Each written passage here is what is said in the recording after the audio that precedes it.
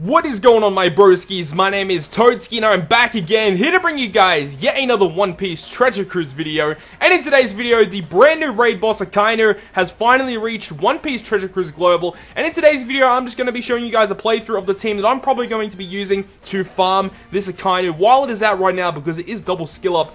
This raid is actually out throughout double skill up, which is actually pretty cool. So I highly recommend it. If you guys can farm it, then this is the best opportunity to go ahead and do that, because as I said, it is through double skill up. Now, this raid is probably the hardest, if not one of the most difficult raids on One Piece Treasure Cruise, period.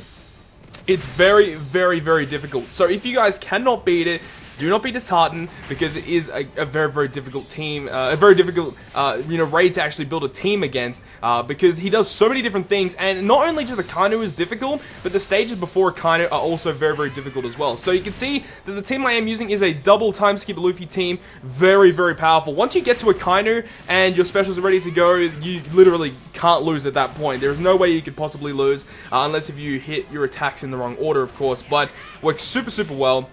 This first stage here has evolution units like the lobster, and it also has the seahorse as well, has a couple of fodder characters, and also 2 turtles as well. So we just want to stall as much as possible without taking too much damage, and if we can find a recovery orb on this first room, then that's also pretty good, because if you take any damage, you can recover it back. However, once you reach this stage here, stage 2, your recovery is binded, and you can no longer recover for the rest of the dungeon. So whatever health you have at this point of the dungeon means that it will no longer go any higher than this no matter what, unless if you have some way to get rid of this debuff, which will be coming sometime soon, hopefully. But yeah, that's a really, really annoying debuff. It means you can't pick up recovery orbs to heal yourself back up. You can't use guys like NL to use his captain ability to heal you. You can't use Marco special to heal you.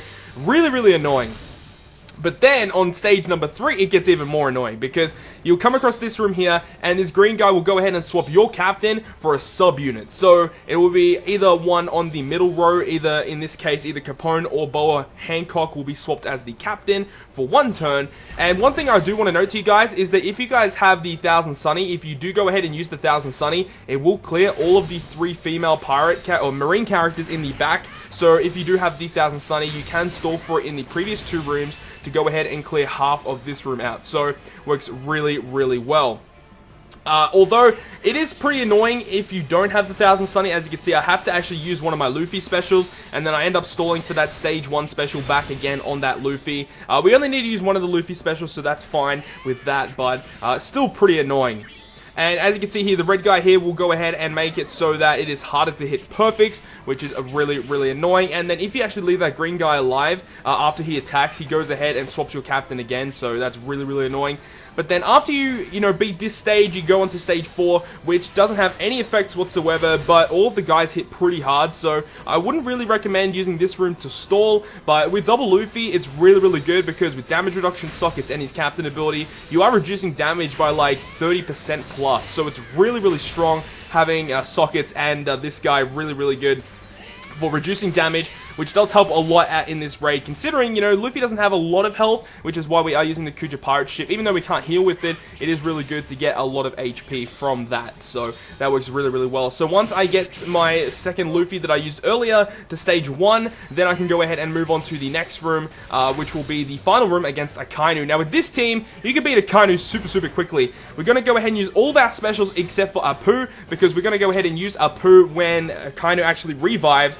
And as I mentioned earlier, it does really depend on what units you are using to hit him with. Make sure to not use your Luffys as the final attack or Apu, and then you'll be fine. There's nothing to really, really worry about. You do so much damage with a double Luffy team, and I love using this guy, and I'm going to be using him a lot more, so make sure to stick around for some more Luffy videos. But anyways, that's going to end this video. I hope you guys did enjoy this video, and if you guys did, make sure to smack the like button down below, and if you want to stay up to date with all the content I post, including more One Piece Treasure Cruise content, make sure to hit the subscribe button down below.